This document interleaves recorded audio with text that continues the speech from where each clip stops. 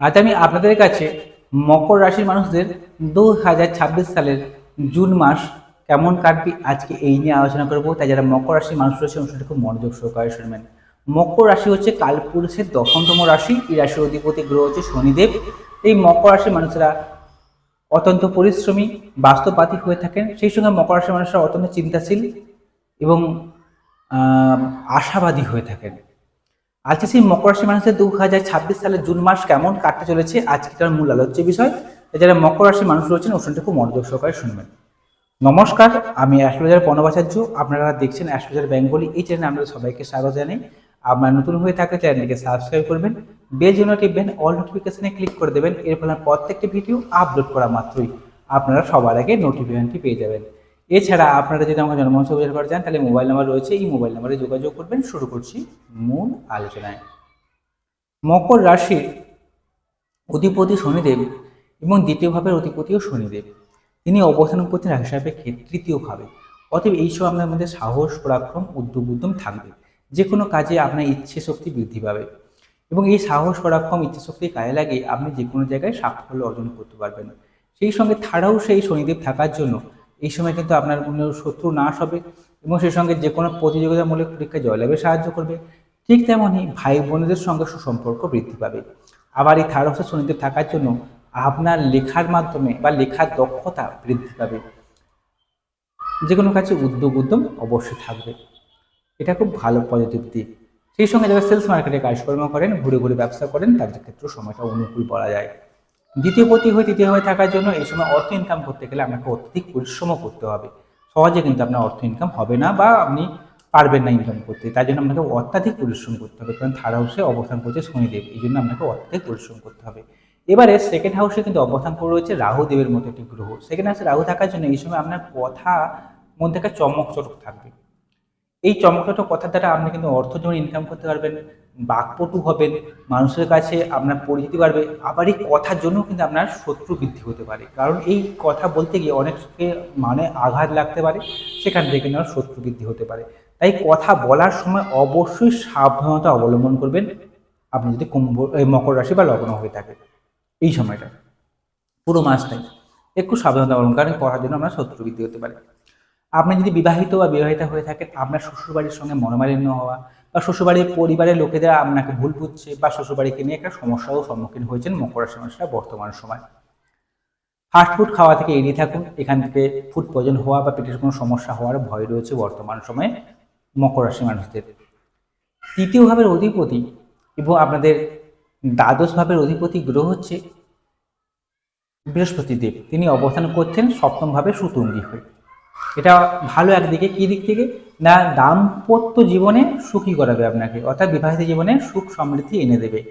ব্যবসায় উন্নতি করাবে, ব্যবসায় আকস্মিক লাভকে নির্দেশ করছে বা ভালোভাবে আপনি পাবলিক ডিলিংস করতে পারবেন। এবং সেই সঙ্গে যারা মুদিখানায় ব্যবসা করেন, দশকর্মা ভান্ডারে ব্যবসা করেন, সোনা গয়নার ব্যবসা করেন, তাদের ক্ষেত্রে বলবো সময়টা অত্যন্ত শুভ বলা যাচ্ছে। এবং যারা টিউশনি পড়ান, পেশার সঙ্গে যুক্ত রয়েছেন, প্রাইভেট সেক্টরে কাজ করেন, শিক্ষকতা কাজকর্ম করেন, সেখানে অবশ্যই উন্নতিকে নির্দেশ করছে বা সেখানে ভালো কিছু পজিটিভ দিককে নির্দেশ করছে, জন্য মকর রাশি বা লগ্ন হয়ে থাকে। সেই সঙ্গে যারা ঘুরে ঘুরে ব্যবসা করেন, তারা যেমন উন্নতি ভালোভাবে তারা মার্কেটে সেল করতে পারবেন, এটাও বলা যায়। যারা বিবাহ করতে ইচ্ছুক মকর রাশি বা লগ্ন যদি আপনার হয়ে থাকে, বর্তমান সময়ে যদি বিবাহের দশা চলে, তাহলে কিন্তু এই সময় কিন্তু বিয়ের যোগাযোগগুলো আসবে বা বিয়ে হয়ে যাবে। অনেক মকর রাশি বা মকর লগ্নের মানুষদের বর্তমান সময়ে বিবাহের যোগাযোগ খুব জোরালো কানেকশন তৈরি করেছে এই বৃহস্পতি গ্রহের কৃপায়। যোগাযোগ হবে এবং বিয়ে হয়ে যাবে, খুব জোরালো কানেকশন রয়েছে মকর রাশি মানুষদের বর্তমান সময়। তবে অবশ্যই জন্মচক্রে বিচার বিশ্লেষণ করে তবে বিয়েরা করবেন। আমার ব্যক্তিগত পরামর্শ।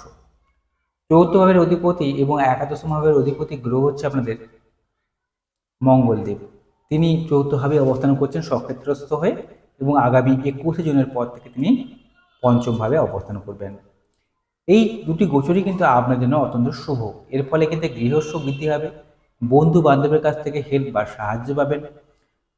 2 চাকার গাড়ি, 4 চাকার গাড়ি বা কোনো যানবাহন যদি কিনতে চান, বলবো 21শে জুনের আগের সময়টা অত্যন্ত শুভ। এই সময়ের মধ্যে আপনি কোনো যানবাহন যদি কিনে নেন তাহলে অবশ্যই লাভবান হবে বা ভালো একটি নিদর্শন দেখাচ্ছে। সেই সঙ্গে বন্ধু বান্ধবের কাছ থেকে হেল্প বা সাহায্য পাবেন। বন্ধু বান্ধবের সাহায্যে আপনার উন্নতিকেও নির্দেশ করছে। পারিবারিক সুখ বৃদ্ধি হবে। এছাড়া আপনি যদি ধান জমি কিংবা বাস্তু জমি বা ভিটে বাড়ি যদি কিনতে চান, খুব ভালো পুরো মাসটাই। জমি জায়গা বা কোনো বাস্তু জমি কেনার ক্ষেত্রেও সময়টা অত্যন্ত অনুকূল বা বলা যাচ্ছে বর্তমান সময়। স্কুলে পড়াশোনা করেন তাদের কিন্তু সময়টা অত্যন্ত ভালো, স্কুলে পড়াশোনাটা করে ছাত্রছাত্রী রয়েছেন তাদের ক্ষেত্রে কিন্তু সময়টা অনুকূল বা ভালো বলা যায়। এছাড়া আয় ইনকাম বৃদ্ধি হবে। যে জায়গায় আপনি পরিশ্রম করছেন, চেষ্টা করছেন, সেই জায়গায় কিন্তু আপনাকে সাফল্য এনে দেবে এই মঙ্গল দেবে, বা সেখান থেকে আপনি বেনিফিট পাবেন। পঞ্চমপতি এবং আপনাদের দশম ভাবের অধিপতি গ্রহ হচ্ছে শুক্রদেব। এই শুক্র গ্রহ হচ্ছে মকর লগ্নের জন্য একটি রাজ্যকারী গ্রহ। তিনি অবস্থান করছেন রাশি সাপেক্ষে ষষ্ঠভাবে এবং আগামী 8ই জুনের পর থেকে তিনি সপ্তমতম ভাবে অবস্থান করবেন। এর ফলে আপনাদের প্রেম থেকে বিবাহ হওয়ার ইন্ডিকেশনটাকে বেশি বাড়িয়ে দিচ্ছে। কবে থেকে না, 8ই জুনের পর থেকে প্রেম থেকে বিবাহ হওয়ার ইন্ডিকেশনটাই বাড়িয়ে দিচ্ছে। যারা চলতি প্রেমের মধ্যে রয়েছেন, প্রেমের মধ্যে সম্পর্ক যেমন ভালো থাকবে এবং প্রেম থেকে বিবাহকে ইন্ডিকেশন দেখাচ্ছে। সেই সঙ্গে নতুন প্রেমের যোগাযোগ রয়েছে। যারা প্রেম করতে প্রস্তাব দিতে ইচ্ছুক রয়েছেন, এই সময়টা অর্থাৎ জুন মাসে 8 তারিখের পরে প্রেমের প্রস্তাব দিবেন। 8 তারিখের পরের দিন দেবেন, সেটা আপনার পজিটিভ দিকে আসছে। সেই সঙ্গে কর্ম জীবনে উন্নতি, কর্মক্ষেত্রে প্রমোশন লাভ, কর্মক্ষেত্রে উচ্চ পদপ্রাপ্তি হওয়া, রাজনীতি পেশার সঙ্গে যারা যুক্ত রয়েছেন তারা ভালো সাফল্য লাভ করবেন। এছাড়া যারা কসমেটিক দ্রব্যাদির ব্যবসা করেন, যারা সেলস মার্কেটে কাজকর্ম করেন, শৌখিন দ্রব্যাদির ব্যবসা করেন, যারা কোনোরকমভাবে আর্টিস্টিক লাইনের সঙ্গে যুক্ত রয়েছেন, ছবি আঁকা, নাচ গান, শিল্পকলা কাজের সঙ্গে যুক্ত রয়েছেন, মডেলিংয়ের কাজের সঙ্গে যুক্ত রয়েছেন, অভিনেতা বা অভিনয় যারা করেন,